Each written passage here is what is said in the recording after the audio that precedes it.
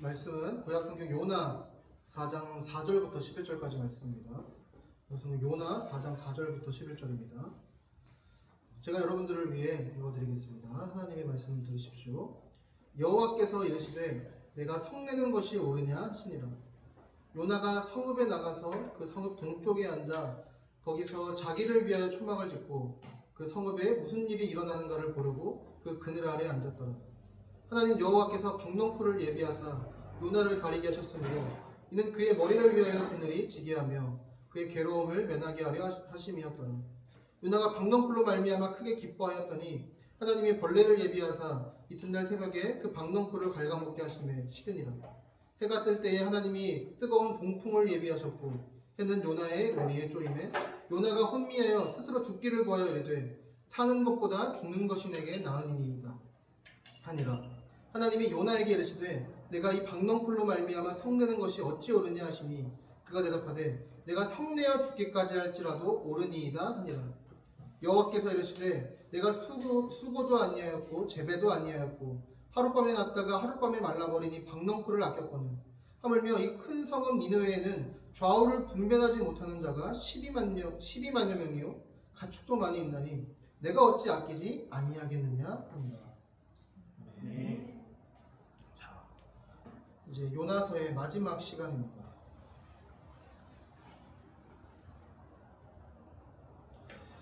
요나서 전체에 흐르고 있는 큰 주제가 뭐라고 썼죠? 도망과 추격이었어요. 그렇죠? 다른 말로 표현하면 죄와 은혜입니다. 하나님을 향해 도망하는 죄인과 끝까지 추격하시는 그 은혜의 하나님의 이야기가 바로 이 요나서의 주제입니다. 근데 오늘 요나서 4장은요, 이 주제의 절정이라고 할 수 있어요. 요나는 여러 우여곡절 끝에 이제 니느웨로 가서 거기서 니느웨의 심판을 외칩니다. 요나는 자기 민족의 원수인 니느웨가 심판받기를 기대했지만 이 회개한 니느웨를 하나님께서 용서하셨어요. 그러자 요나는 하나님께 분노합니다. 자, 4장 2절에서 요나가 이렇게 말했었죠. 우리 같이 한번 읽어볼까요? 여호와께 기도하여 이르되 여호와여 내가 고국에 있을 때에 이러하겠다고 말씀하지 아니하였나이까. 그러므로 내가 빨리 다시스로 도망하여 싸우니 주께서는 은혜로우시며 자비로우시며 노하기를 더디하시며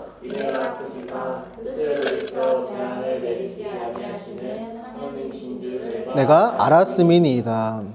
요나는 내 마음대로 만들어낸 신을 진짜 하나님과 비교하면서 하나님보다 자신이 더 정의롭다고 여김이 하나님께 분노했어요. 오늘은 이런 요나를 하나님께서 어떻게 대하시는지 함께 살펴봅시다.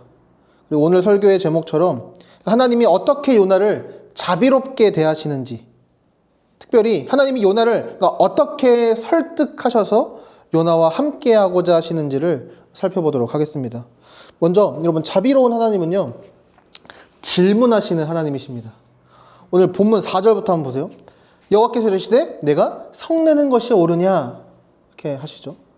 분노한 요나에게 하나님이 질문하세요.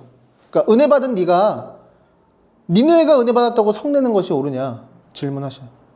근데 바로 이어서 보면요, 근데 요나는 아무런 반응도 하지 않은 채 도시에 나가서 그 도시 동쪽에 앉아 거기서 초막 하나를 짓습니다. 그리고 니느웨에 무슨 일이 일어나는가 보려고 그늘에 앉아서 자리를 잡고 앉았어요. 그러니까 요나의 의도가 이런 것 같아요. 학자들마다 뭐 여러 의견이 있지만, 그러니까 두 가지 정도로 정리할 수 있는데, 하나는 아직 40일이 다 안 된 거야. 그래서 그 기간 동안 한번 지켜보겠다는 거예요. 니느웨가 망하나 안 망하나. 그리고 또 다른 하나는, 그러니까 요나 입장에서는 니느웨가 진짜 회개한 건가 보고 싶은 거예요. 우리도 이제 흔히 그런 말 많이 하잖아요. 인간은 고쳐 쓰는 거 아니다. 그러니까 인간은 고쳐 쓰는 거 아니랬으니까 조금이라도 다시 잘못하는 것 같은 틈이 보이면 하나님께 따지려는 거예요. 이거 봐요, 내가 말했잖아, 내가 이거 하려고. 그러니까 어떻게 해서든 하나님의 마음을 바꿔보고 싶은 거예요, 내 뜻대로. 그런데요, 이곳이 너무 더워요. 그러니까 우리가 이 지역에 사는 것도 아니고, 그러니까 니느웨라고 하니까 이게 어딘지 사실 감이 안 오잖아요. 근데 여기가 그러니까 오늘날로 치면 이라크예요. 중동의 사막 한가운데면 얼마나 더울까요? 사실 이제 그 어디도 우리 대한민국 여름 날씨를 못 이기는 것 같긴 해요. 그렇죠? 그 제가 그 우리 FC 서울을 좋아하는데 거기에 요르단 선수가 뛰거든. 거기도 중동인데 그 선수가 우리나라가 더 덥다고 더 힘들어요. 그 정도로 이제 우리나라가 이렇게 더워졌는데 어쨌든 막 이렇게 초막을 지었어도 사막 한가운데 앉아 있는 일이 매우 이제 힘들었던 거죠. 근데 하나님께서 그런 요나를 위해 박넝쿨을 자라게 해주셨습니다. 이 박넝쿨이라고 번역한 단어가 정확하게 어떤 식물을 가리키는지 알 수가 없대요. 근데 아마 그냥 이런 걸 거래요. 아마 이파리가 엄청 커서 뭐 양산 같이 그런 역할을 하는 그런 식물이었을 것 같아요. 근데 이 박넝쿨 때문에 요나가 매우 기뻐합니다. 그런데 기쁨도 잠시였어요. 바로 다음날 새벽에 벌레가 이제 박넝쿨을 갉아먹은 거죠. 그래서 시들게 됐어. 근데 엎친 데 덮친 격으로 뜨거운 동풍이 불어와. 근데 여기서 뜨거운이라고 번역된 단어가요. 그러니까 말 그대로 뜨겁다는 의미도 있고 생기를 잃게 하는 이라는 뜻도 있어요. 그러니까 어떤 바람이 요나에게 분 거예요? 해롭고 모든 것을 시들게 하는 뜨거운 바람이 불었어. 시들고 있는 이파리를 아주 바짝 말릴 뿐 아니라 잠시나마 기뻤던 요나의 마음까지도 시들게 만들어버리는, 그리고 모든 희망마저 잃어버리게 만드는 그런 바람이 요나에게 분 거죠. 그래서 요나가 이렇게 말해요. 8절에 보세요. 해가 뜰 때 하나님이 뜨거운 동풍을 예비하셨고 해는 요나의 머리에 쪼임에 요나가 혼미하여 또 스스로 죽기를 구하여 이르되 사는 것보다 죽는 것이 내게 나으니이다 하니라. 끄떡하면 자꾸 죽고 싶다 그래요. 뭘 자꾸 이렇게 죽는 게 사는 것보다 낫다고 하는지. 그러니까 지난주에 우리가 살펴봤던 3절에서도 그랬잖아요. 근데 8절에서도 그래요. 3절에서는 요나가 그러니까 정의롭지 않은 당신이 다스리는 세상에 사느니 결국 내가 죽는 게 낫습니다. 나는 당신이 싫습니다. 라는 의미로 말했어요. 그리고 이제 8절에서는 결국 이런 의미예요. 나를 괴롭게 하고 내 즐거움, 내 기쁨을 빼앗아가는 당신이 나는 너무나 싫습니다. 그때 하나님이 그리고 또 질문하세요. 그럼 9절에 보세요. 하나님이 요나에게 이르시되 내가 이 박넝쿨로 말미암아 성내는 것이 어찌 옳으냐 하시니 그가 대답하되 내가 성내어 죽기까지 할지라도 옳으니이다 하니라. 하나님이 이제 또 질문하시죠. 근데 이제서야 요나가 하나님께 답을 하는데 근데 그 딱 대답하는 꼬라지도 약간 그 사춘기 중고딩 같이 대답하죠. 너 나한테 이렇게 화내는 게 맞아 하니까 죽기까지 화내는 게 맞아 하면서 그 사춘기 학생들이 하는 것처럼 그렇게 하는 거죠. 이 꼬장을 부리는 요나에게 하나님이 다시 또 질문하세요. 10절 11절에 여호와께서 이르시되 내가 수고도 아니하였고 재배도 아니하였고 하룻밤에 났다가 하룻밤에 말라버린 이 박넝쿨을 아꼈거늘 하물며 이 큰 성읍 니느웨에는 좌우를 분별하지 못하는 자가 12만 명이요 가축도 많이 있나니 내가 어찌 아끼지 아니하겠느냐 이렇게 또 질문하십니다. 그러니까 오늘 본문에 보면 하나님께서 요나에게 3번 질문하세요. 그렇죠? 4절에서 니느웨를 살렸다고 네가 성내는 것이 옳으냐. 또 9절에서 이 박넝쿨로 말미암아 내가 성내는 것이 옳으냐. 그리고 11절에서 내가 어찌 아끼지 아니하겠느냐. 그런데 여러분 성경에 보면요. 하나님께서 죄를 범한 사람들에게 다짜고짜 화를 내시거나 징계하시는 것이 아니라 질문하시는 것을 종종 보게 돼요. 우리 성경 바로 앞에서 맨 앞에 보면 선악을 알게 한 나무 열매를 따먹은 아담에게 하나님이 질문하시죠. 창세기 3장 9절에 여호와 하나님이 아담을 부르시며 그에게 이르시되 네가 어디 있느냐. 하나님이 정말 아담이 어디 있는지 모르셔서 물으셨을까요? 이어서 11절 13절에서도 이르시되 누가 너의 벗었음을 내게 알렸느냐. 내가 내게 먹지 말라 명한 그 나무의 열매를 네가 먹었느냐. 13절에서도 여호와 하나님이 여자에게 이르시되 내가 어찌하여 이렇게 하였느냐. 이렇게 계속 질문하세요. 또 동생을 주인 가인에게도 하나님이 질문하십니다. 창세기 4장 9절에 여호와께서 가인에게 이르시되 내 아우 아벨이 어디 있느냐. 그리고 우리가 이제 하나님이 정말 하나님 마음에 합한 사람이라고 말했던 다윗이 죄를 범했을 때도 우리아의 아내를 범하고 그 우리아를 죽였을 때도 나단 선지자를 통해서 이렇게 질문하세요. 사무엘하 12장 9절에 그런데 어찌하여 네가 여호와의 말씀을 업신여기고 나보기에 악을 행하였느냐. 이렇게 하나님은 질문하세요. 신약에서도 예수님을 팔아넘긴 가룟 유다에게 예수님도 질문하십니다. 마태복음 26장 50절이에요. 예수께서 그에게 친구여 무엇하러 여기 왔느냐 하고 말씀하시니 그리 다가와서 예수님께 손을 대어 붙잡았다. 여러분 질문에는요 그러니까 두 가지 그러니까 의도와 유익이 있어요. 그러니까 하나님 입장에서는 의도고 우리 입장에서는 유익이죠. 여러분 하나는요 질문한다는 것은 말 그대로 답을 듣기를 원한다는 거예요. 그러니까 어떤 질문을 받을 때 대답할 기회를 얻는다는 것은 내 입장에서 최대한 유리한 방식으로 답할 기회를 얻는 거예요. 그러니까 그 대답이 합당하든 합당하지 않든 질문은 내가 답할 수 있는 기회를 제공받는 거죠. 하나님께서 요나와 이 죄를 범한 사람들에게 질문하시는 것은 이런 의도입니다. 그러니까 너의 입장을 한번 설명해봐. 네가 왜 죄를 저질렀는지, 어떤 생각을 가지고 있었는지, 네 마음 가운데 어떤 유혹과 욕구가 있었는지 나에게 말해봐라. 내가 듣기를 원한다. 여러분 원래 인간은요 하나님의 말씀에 순종할 때 가장 행복해요. 왜냐하면 가장 행복하신 하나님이 자신의 형상대로 우리를 지으셨기 때문이에요. 그러니까 그분의 방식대로 그분의 말씀대로 살아가는 것이 우리에게는 가장 큰 행복이기 때문이에요. 하나님은 우리로 하여금 그러니까 악을 행하지 않도록 하시기 위해 명령하기도 하시지만 그분의 궁극적인 목적은 그러니까 우리로 하여금 그 하나님의 행복에 참여하게 하시기 위해서예요. 그래서 하나님은 우리를 강제로 막 굴복시켜서 억지로 순종하게 만드시지 않아요. 우리에게 질문하십니다. 한번 말해보라고요. 너의 이야기를 들어보고 싶다고요. 그러니까 질문에는 요나와 그리고 우리와 교제하려고 하시는 하나님의 의도가 담겨 있는 거죠. 그러니까 한번 도대체 뭐라고 말하는지 한번 짓걸어봐라 라거나 단순히 그냥 어떤 정보를 알고 싶어서 물어보시는 게 아니에요. 그러니까 너의 마음을, 너의 생각을 내가 듣고 싶다는 거예요. 그러면서 동시에 질문의 의도를 우리는 또 한 가지를 알 수 있어요. 뭐냐면요. 질문은요. 생각해 보라는 거예요. 때때로 우리는 너무 본능적으로 죄를 짓는 바람에 미처 생각해 보지도 못해요. 그런데 질문은 우리로 하여금 생각하게 해요. 그러니까 대답하기 위해 생각해 보게 되고 대답하면서 생각해 보게 되는 거죠. 그러니까 어디에서 우리의 욕망과 유혹이 발현되는지 무엇이 우리로 하여금 우리를 가장 넘어지게 하는 약한 부분인지를 그러니까 우리로 하여금 생각해 보게 하는 거죠. 그럼 어떻게 이런 신이 존재할 수 있나요? 하나님은 우리를 이런 방식으로 설득하시고 사랑하십니다. 그냥 굴복시키고 통제하시거나 그냥 사무적으로 그냥 말 들으면 좋고 안 들으면 말고 그냥 벌 주고 이런 방식이 아니에요. 그분은 우리에게 질문하십니다. 뭐가 문제니? 왜 그렇게 했니? 그러면서 내 얘기를 좀 들어봐 라고 설득하십니다.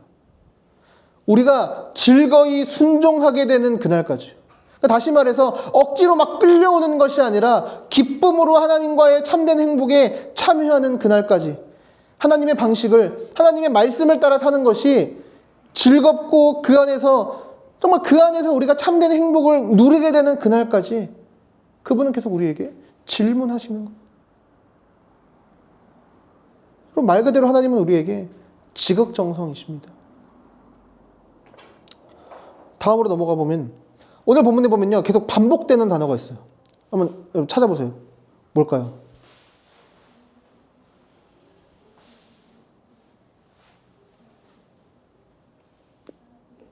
본문을 띄워줘 볼까?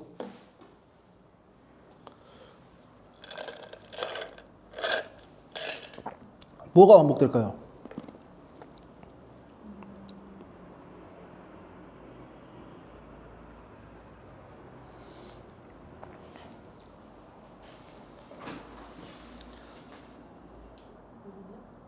예비하셨다라는 게 반복돼요. 여러분 자비로우신 하나님은 예비하신 하나님이십니다.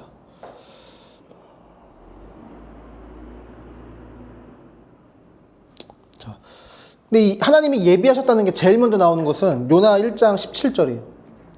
여호와께서 이미 큰 물고기를 예비하사. 그렇죠? 그래서 오늘 보면 6절에 하나님 여호와께서 박넝쿨을 예비하사 요나를 가리게 하셨다. 또 7절에서도 하나님이 벌레를 예비하사 이튿날 새벽에 그 박농쿨을 갉아먹게 하심에 시드니라.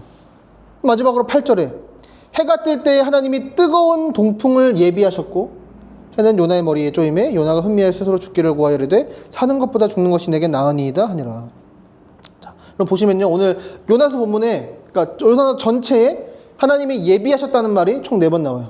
근데 앞에 2개, 큰 물고기와 박넝쿨은 요나가 보기에, 요나가 느끼기에 좋은 것들이에요. 그렇죠? 그리고 뒤에 2개는 뭐예요? 벌레와 뜨거운 동풍은 요나가 보기에 안 좋은 것들이에요. 아마도 이 요나서는요, 요나가 썼을 거예요. 요나가 나중에 이 사건을 기록하면서 이 모든 것을 하나님이 이렇게 예비하셨구나 라고 생각하면서 썼을 거예요. 이 요나서에서 예비하사라는 단어를 반복적으로 사용하면서 하나님께서 자연 만물 혹은 자연 현상을 통해 우리의 삶을 인도해 가신다는 것을 우리에게 보여주는 것입니다. 따라서 요나 입장에서는 앞에 일 2개는 좋은 일이고 뒤에 일 2개는 나쁜 일이었지만, 궁극적으로는 4가지 모두 다 하나님께서 요나를 구원하시고 가르치시고 요나를 만들어가는 데 기여하는 좋은 일들이라는 거예요. 그럼 하나님께서 우리를 다루시는 방식 역시 같습니다. 우리는 삶에서 우리가 느끼기에 좋은 일들을 만나기도 하고 나쁜 일들을 만나기도 해요. 근데 사도 바울은 우리에게 분명히 이렇게 말씀합니다. 우리 같이 한번 읽어볼까요? 우리가 알거니와 하나님을 사랑하는 자 곧 그의 뜻대로 부르심을 입은 자들에게는 모든 것이 합력하여 선을 이루느니라. 하나님은요, 우리가 느끼기에 좋은 일들을 주세요. 또한 우리가 느끼기에 나쁘지만 궁극적으로 좋은 일을 주십니다. 하나님은 어떤 좋은 사람들을 만나게 하심으로 우리에게 하나님의 선하심과 사랑을 경험하게 하세요. 엄마가 올 줄 모르고 이제 이런 걸 써놨는데, 우리 모두 좋은 부모님을 만나서 부모에게 왜곡되지 않은 그런 사랑을 받았잖아요. 그리고 우리가 또 사랑하는 사람들을 만나서 무조건적으로 받아들여지고 사랑받는다는 것이 무엇인지 우리는 다 배울 수 있었어요. 저 역시 정원이를 통해서 사랑에 대해 많이 배우죠. 그리고 그것은 저를 향한, 그리고 저와 여러분을 향한 하나님의 사랑을 더 깊이 인식하고 경험하게 하는 좋은 교보제가 되었어요. 그리고 또 여러분들을 이제 가족과 교회로 만나게 하신 것 역시 동일합니다. 하지만 동시에 하나님은요, 때때로 매우 아프거나 슬프지만 그 일을 통해 당신의 사랑을 더욱 깊이 경험하게도 하십니다. 여러분 모두 아시는 것처럼 이제 저희 가정에 아프고 슬픈 일이 있죠. 제가 지금까지 이제 짧다면 짧고 길다면 긴 36년의 인생 중에 그 경험은 제일 아프고 슬픈 경험 중에 하나였어요. 아직도 그 병원에서 무정자증입니다라는 그 진단을 처음 받은 날, 그리고 수술하고 이제 그 다음날 소독하러 가실게요 해놓고 검사 결과 알려주셨던 딱 그 날의 그때의 느낌이 아직도 막 생생해요. 그때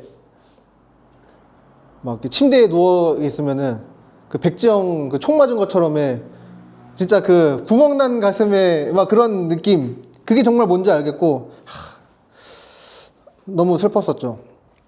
아마 근데 이 아픔과 슬픔은 아마 평생을 갈 것 같아요. 그런데 이 경험은요, 저에게 잊지 못할 저를 향한 하나님의 사랑을 더 깊이 누리고 확신하게 되는 경험이 되기도 했습니다. 난임병원을 다니다 보면 깨닫게 되는 것들이 있어요. 뭐냐면 새로운 생명이 잉태되고 태어난다는 것이 얼마나 기적 같은 일인지 알게 돼요. 그러면서 내가 하나님의 자녀로 영적으로 출생했다는 거, 그걸 이제 신학적으로는 거듭남 혹은 중생이라고 부르죠. 그러니까 이게 얼마나 기적 같은 일인지, 그리고 내가 태어나게 하시기 위해서, 나에게 생명을 주시기 위해서 하나님이 당신의 아들을 죽이시고 그리스도가 자신의 목숨을 내어주셨다는 것이 여러분 얼마나 감사하고 감격스러운 일인지를 더 깊이 실감하게 되는 거죠. 그러니까 어느 하나의 아픔은 단순히 아픔으로 끝나지 않고 그 위에서 하나님께서 우리에게 알게 하시는 또 누리게 하고 경험하게 하시는, 그러니까 그분의 더 크고 깊은 사랑이 있다는 거죠. 여러분, 우리 모두 기억합시다. 하나님은 때때로 우리 삶에 좋은 일을 주실 때도 있고 나쁜 일을 허락하실 때도 있습니다. 하나님이 우리를 위해 무언가를 예비하세요. 그리고 거기에는 궁극적인 목적이 있습니다. 그러니까 하나님이 아닌 다른 것들을 위해 우리의 삶을 세워가려는 우리에게 오직 하나님 안에서만 만족과 기쁨과 사랑과 의미를 찾는 것이 우리에게 가장 좋은 것임을, 그러니까 우리로 하여금 알게 하시려는 거예요. 우리가 많은 것을 알고 있는 것 같지만, 우리가 다 알고 있는 것 같지만 우리는 우리에게 가장 좋은 것이 무엇인지 모릅니다. 하지만 하나님은 우리에게 가장 좋은 것이 무엇인지 아세요. 그래서 그분은 우리를 내버려 두지 않으십니다. 계속해서 질문하시고 우리에게 필요하고 우리에게 궁극적으로 좋은 상황, 그러니까 우리에게 좋게 느껴질 때도 아프고 슬프게 느껴질 때도 있는 그런 상황들을 우리에게 예비하시는 거예요. 미국의 신학자이자 기독교 상담가인 폴 트립은 이렇게 말합니다. 요나 이야기에서 하나님은 그저 어깨에 힘을 주시며 자신의 능력을 과시하는 게 아니에요. 물론 그분은 자신의 주권적 통치의 장엄한 영광을 우리에게 계시하십니다. 하지만 여기서 놓쳐서 안 될 것이 있어요. 그분이 자신의 통치를 활용하시는 방식은 우리에게 놀라운 격려와 희망을 준다. 하나님이 내보이시는 능력과 통치는 은혜의 도구다. 그러니까 폭풍과 물고기와 벌레가 다 은혜의 도구예요. 하나님은 요나를 추적하신다. 도망치고 불평하고 나서 이야기가 끝날 때까지도 하나님은 여전히 이 선지자의 마음을 추적하신다. 그러니까 하나님은 피조물을 통치하시는 이 주권을 활용하셔서, 이 모든 상황들을 예비하시는 그 주권을 활용하셔서 자신의 사람을 해방하시고 구속하신다. 그러니까 이것이야말로 기쁜 소식이다. 여러분, 하나님이 우리를 절대 포기하지 않으시고 저와 여러분이 하나님 안에서 만족과 기쁨을 갈망하고 누리게 될 때까지 우리에게 수많은 상황을 예비하실 거예요. 이것은 정말 여러분 좋은 소식이에요.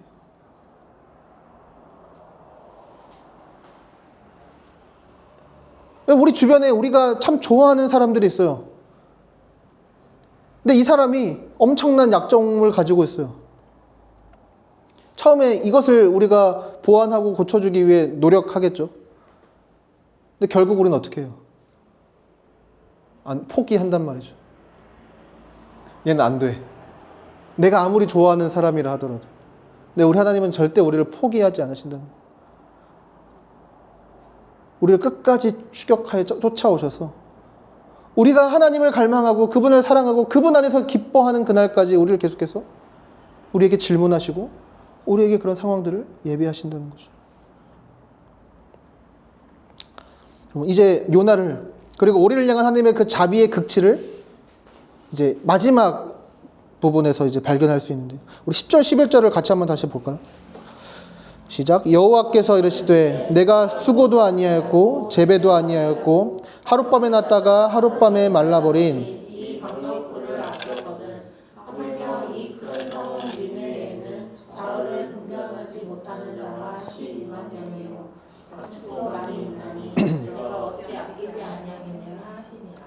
아멘. 이 10절 11절에 또 연속해서 나오는 단어가 아끼다라는 단어예요. 그렇죠? 이 아끼다라는 단어는 좀 우리말 번역으로는 좀 약해요. 진짜 이 단어가 설명하는 의미가 무언가를 위해서 눈물을 흘리고 통곡하고 실성하기까지 이른다는 거예요. 팀 켈러 목사님은 제임스 브루크너라는 구약학자의 주석을 인용하면서 이렇게 말합니다. 10절과 11절에 긍휼, 이제 영어 성경은 긍휼이라고 되어 있는 것 같아요. 긍휼에 해당하는 단어는 누구 또는 무엇으로 인해 슬퍼하고 마음이 부서져 우는 것을 뜻한다. 하나님은 너는 그 식물을 긍휼히 여겼다라고 말씀하신다. 그것은 너는 그것 때문에 울었다. 요나, 네 마음이 그것에 애착을 느꼈다. 그것이 죽었을 때 너는 슬퍼했다라고 말씀하신 것과 같다. 이어서 하나님은 이런 취지의 말씀을 하신다. 너는 식물 때문에 슬퍼하지만 나는 사람들을 긍휼히 여긴다. 이 아끼다라는 단어에는 애착의 의미가 담겨 있어요. 깊은 관계가 성립되었다는 거예요. 요나가 하나님께 화를 낼 정도로 박넝쿨을 아꼈습니다. 요나가 아무것도 한 거 없는 그냥 하룻밤 사이에 났던 박넝쿨임에도 불구하고 요나는 그것에 굉장한 애착을 느끼고 그것으로 인해 슬피 울었어요. 그리고 하나님은 니느웨를 위해 눈물을 흘리고 통곡하실 정도로 아끼십니다. 니느웨는 분명 죄악에 가득했어요. 그들의 포악함은 전 세계에 유명할 정도였어요. 하지만 그럼에도 하나님이 니느웨를 아끼십니다. 눈물을 흘리실 정도로 사랑하세요. 왜냐하면 그러니까 그럼에도 불구하고 그들 역시 하나님께서 만드신 그분의 형상들이기 때문에. 예를 한번 들어보겠습니다. 우리 이제 중에 이제 자녀를 가진 사람이 아무도 없지만 충분히 이제 상상해 볼 수 있을 거예요. 내 아들이 아니면 내 딸이 학교에서 학폭을 저질렀어. 그럼 여러분은 그 자녀를 어떻게 대하겠어요? 우리가 이제 정상적인 부모라면 내 자녀가 행한 악을 보면서 일단 분노할 거예요. 그렇죠? 그리고 혼을 낼 거예요. 다시는 그러면 안 된다고 말하겠죠. 때로는 회초리를 들지도 모르겠어. 그리고 피해자에게 가서 사죄를 할 거예요. 진심 어린 사과도 하고 필요하다면 보상도 할 거예요. 그런데 그럼에도 불구하고 내 자녀를 미워하는 것은 불가능해요. 물론 자녀의 악행 때문에 그거에 대한 분노 때문에 막 너 꼴도 보기 싫어. 우리 엄마가 나한테 엄청 많이 했던 말이야. 너 꼴도 보기 싫어. 막. 근데 이런 말은 할 수 있겠죠. 물론 자녀의 악행에 대한 분노 때문에 뭐 이런 말은 할 수 있겠지만 자녀를 향한 사랑을 거두지는 못할 거예요. 미국에 수 클리볼드라는 사람이 있어요. 1999년에 미국 콜로라도주에 있는 콜럼바인 고등학교에서 일어난 이 총기 난사 사건이 있었거든요. 혹시 이걸 들어보신 적 없죠? 이제 99년도면 우리 다 초딩이고 픽은 심지어 유치원생이었어. 근데 이때 두 명의 학생이 있었대요. 에릭 해리스랑 딜런 클리볼드라는 두 명의 이제 학생이 있었는데 이 두 명이 왜 총기를 난사해가지고 12명의 학생과 한 명의 교사가 죽고 23명이 큰 부상을 입은 사건이에요. 그러고 나서 이제 그 두 사람은 자기들이 가지고 있던 총으로 이제 자살을 했대요. 이 수 클리볼드라는 사람은 이 딜런 클리볼드의 엄마예요. 근데 이 수 클리볼드가요, 이 사건을 겪고 나서 생각했던 여러 가지 것들을 모아서 나는 가해자의 엄마입니다라는 책을 썼어요. 근데 그 책에 보면 자기 아들에 대한 변명 같은 건 하나도 찾아볼 수 없어요. 계속해서 피해자들을 향한 그 미안함과 고통스러움, 속죄하고 싶은 마음과 또 자기 아들이 지은 죄와 자기 아들에 대해서 분노하는 내용들이 계속 나와요. 그런데 그러면서도 아들을 향한 사랑과 그리움을 놓지 못하는 거예요. 한 부분을 보면요. 그날 일어난 일을 되돌릴 수만 있다면 내 목숨을 바칠 것이다. 그날 죽은 사람 한 명의 목숨과 내 목숨을 바꾸자고 하더라도 기꺼이 그렇게 할 것이다. 하지만 그런 일은 있을 수 없다는 것도 안다. 내가 무슨 짓을 하고 무슨 말을 하더라도 학살을 속죄할 수는 없다. 그 끔찍한 날 뒤로 16년이 흘렀다. 그 16회를 나는 아직도 여전히 알 수 없는 일을 이해하려고 애쓰는 데 바쳤다. 어떻게 창창한 아이의 삶이 그렇게 한순간에 바로 내 눈앞에서 재앙으로 바뀔 수 있는가 하는 문제 말이다. 그러니까 전문가들, 우리 식구들, 딜런의 친구들, 그리고 그 누구보다 나 자신에게 묻고 또 물었다. 내가 대체 무엇을 놓친 건지, 어떻게 그걸 놓칠 수 있었는지, 내가 쓴 일기를 막 들추고 또 들추었다. 자녀를 가진다는 것은 인생에서 가장 큰 축복을 받는 것과 동시에 가장 큰 약점을 가지게 된다는 것이고, 결단코 최종적으로 미워할 수 없는 사람을 가지게 된다는 것입니다. 그러니까 이 사실을 염두에 두고 우리 11절을 다시 한번 들어보세요. 이 큰 성읍 니느웨는 좌우를 분별하지 못하는 자가, 그러니까 무엇이 옳고 그른지를 분별하지 못하는 자가 12만여 명이요 가축도 많이 있나니 내가 어찌 아끼지 아니하겠느냐.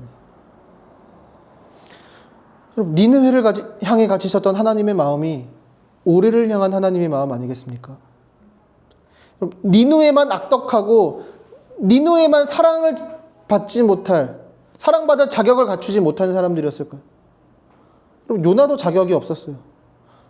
요나 역시 하나님의 사랑을 받는 것에 히브리인이라는 그 민족, 선지자라는 그의 직분을 요나도 내세울 수 없었어요. 요나 역시 죄인이었습니다. 요나도 니느웨와 다를 바 없이 하나님께 등을 돌렸고 하나님의 말씀을 거역했습니다. 하지만 요나도 하나님이 아끼시는 그 사랑을 받았어요. 우리도 그와 같습니다. 우리 역시 니느웨보다 더 나을 것이 없는 존재들이었어요. 우리 역시 요나와 같았습니다. 하지만 그런 우리를 하나님께서 아껴주셨어요. 그런 우리를 하나님께서 사랑해 주셨습니다. 신약 성경으로 넘어와서 이 하나님의 극단적인 애착, 하나님의 말로 형용할 수 없는 사랑을 우리는 발견하게 됩니다. 벤자민 워필드라는 신학자가 있어요. 이 워필드는 사복음서 전체를 샅샅이 뒤지면서 예수님께서 감정을 드러내시는 장면들을 다 찾아내요. 그리고 우리 주님의 감정생활이라는 얇은 책을 썼습니다. 이게 원래는 논문이에요. 근데 거기서 내리는 결론이 이래요. 예수님께서 나타내신 모든 감정의 장면들을 막 설명하면서 예수님은 한 번 웃으실 때마다 20번은 우셨다고 해요. 그리고 그분이 자기 백성들을 향해 가지고 계셨던 감정을 딱 한 단어로 표현합니다. 그러니까 pity, 불쌍히 여기다, 긍휼히 여기셨다는 거예요. 아까 요나서 4장 10절에서 11절에 그 아끼다를 영어로 pity로 번역하더라고요. 그러니까 워필드가 예수님의 이 감정 역시 이 단어로 정리하는 거예요. 불쌍히 여기다. 마음이 부서져 내릴 때까지 애통해야 하며 아낀다라는 거예요. 겟세마네 동산에서 예수님께서 기도하실 때 하나님과 예수님 당신, 그리고 그 무엇보다 하나님의 백성들을 위해 거의 실신할 정도로 오셨어요. 히브리서 저자는요, 그리스도께서 그날 밤에 하신 기도를 가리켜서 심한 통곡과 눈물로 간구와 소원을 올렸다고 기록합니다. 또한 예수님께서는 니느웨만큼이나 악했던 그 당시의 예루살렘 이 성을 보시며 우셨다고 또 말씀해요. 또한 십자가 위에서 예수님께서는 아버지 저들을 사하여 주옵소서, 자기들이 하는 일을 알지 못함이니이다 라고 외치십니다. 여러분, 더 나아가서 예수님께서는 그저 슬퍼하시기만 하지 않으셨고 불쌍히 여기시는 그들, 불쌍히 여기시는 우리를 위해 죽으셨어요. 요나는 저 도시가 망하는가 보려고 도시 밖을 나갔지만 요나보다 더 크신 그리스도께서는 십자가에서 죽으심으로 이 도시를 구원하시기 위해 도시 밖, 예루살렘 성 밖으로 나가셨습니다. 요나는 그저 자기 자신의 안위를 위해 슬퍼했지만 요나보다 더 크신 그리스도께서는 우리의 안위를 위해 슬퍼하셨어요. 그리고 슬퍼하실 뿐만 아니라 우리를 슬픔에서 기쁨으로 옮기시기 위해 십자가를 지셨습니다. 우리가 아직 죄인 되었을 때에 그리스도께서 우리를 위하여 죽으심으로 우리를 향한 사랑을 하나님께서는 확증하셨어요. 우리는 그리스도 안에서 우리를 향한 하나님의 그 아끼는 사랑을 확인할 수 있습니다. 우리가 그리스도를 바라볼 때 그 무엇과도 비교할 수 없는 그 하나님의 사랑의 극치를 발견할 수 있는 것입니다. 아주 특이하게 이 요나서는요, 그 우리 흔히 드라마나 영화에서나 사용되는 열린 결말로 마무리가 돼요. 그냥 하나님이 아끼지 아니하겠느냐 하고 그냥 끝나요. 그러니까 하나님의 질문에 요나의 어떠한 대답도 없이 끝이 나는 거죠. 이 요나서의 저자인 요나는 그 하나님의 질문들을 우리도 고민해보고 우리도 생각해보고 상상해보게 합니다. 요나처럼 하나님의 사랑을 받은 우리, 그러니까 니느웨보다 더 큰 사랑을 받은 우리는 어떻게 대답하시겠습니까? 여러분, 두 가지만 짧게 적용하고 마치겠습니다. 제임스 패커라는 신학자는 이 요나서 4장을 통해서 우리에게 두 가지 적용점을 배울 수 있다고 얘기해요. 그러니까 요나에게는 두 가지 중요한 교훈, 즉 순종의 교훈과 자비의 교훈을 우리에게 가르쳐 주셨대요. 이 두 가지는 우리 주님이 우리가 배우기를 바라는 교훈이자 주님을 섬기는 모든 사람이 반드시 배워야 하는 교훈들입니다. 자, 하나님은 요나를 부르셨듯이 우리를 부르셨습니다. 그리고 우리를 부르신 그 자리는요, 때때로 우리가 다 이해할 수 없는 상황과 환경일 수도 있어요. 그러니까 저와 여러분이 있는 우리 일과 영성에서도 계속 확인하는 것처럼 우리의 직장 생활, 그러니까 우리의 어떤 수많은 그런 사회 생활 속에서 우리가 이해할 수 없는 상황과 환경이 우리에게 주어진다는 거죠. 그러니까 지금까지 저와 여러분은 요나처럼 내가 봤을 때 괜찮은 것이나 하고 싶은 것, 이해되고 납득되는 것에만 순종하지 않았나요? 하지만 이제 우리 한 걸음 더 나아가 봅시다. 때때로 이해되지 않고 납득되지 않고 나를 불편하게 만드는 자리라 하더라도 우리 그러니까 순종해 보는 거죠. 왜요? 내가 아니라 하나님이 선하시니까요. 나에게 그 일을 맡기시는 그분이 은혜로우시며 자비로운 분이시니까. 저와 여러분을 가장 선한 길로, 가장 좋은 길로 인도하시기 위해 그 누구보다 고군분투하시는 분이니까요. 그분이 저와 여러분을 나쁜 길로 이끄실 일이 결코 없으니까. 그 좋으신 하나님을 신뢰하며 그러니까 순종으로 한 걸음씩 나아가 봅시다. 또 다른 하나는 하나님이 그 자비로운 은혜를 받은 우리에게 우리도 그 자비를 베푸는 거예요. 저와 여러분의 니느웨, 저와 여러분의 도시, 저와 여러분의 이웃을 돌아봅시다. 그리고 우리가 섬기고 사랑해야 될 성들을 돌아봅시다.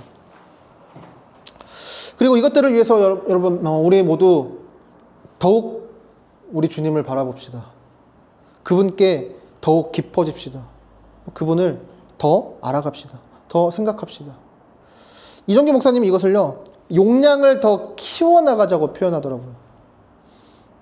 저와 여러분 중에 예수님이 우리를 위해 십자가를 지시고 죽으셨다는 사실을 1%라도 의심하는 사람은 단 한 사람도 없을 거예요. 하지만 그것이 우리의 삶의 힘과 원동력을 발휘하지 못하는 이유가 무엇입니까?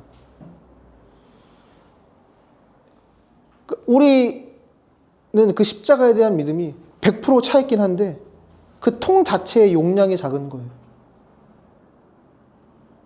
그러니까 우리에게 있는 십자가의 용량은 300ml짜리 물병 사이즈일 수도 있고요.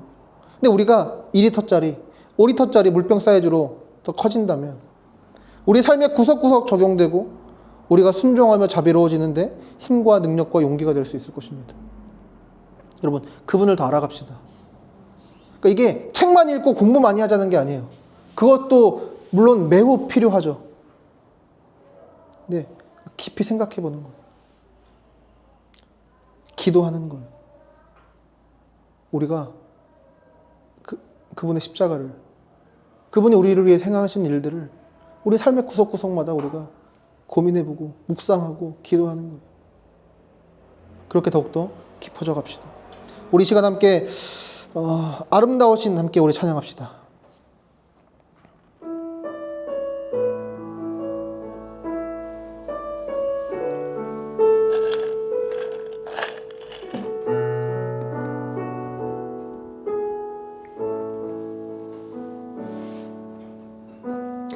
내 안에 주를 향한 이 노래 영원한 노래 있으니 날 향한 주님의 크신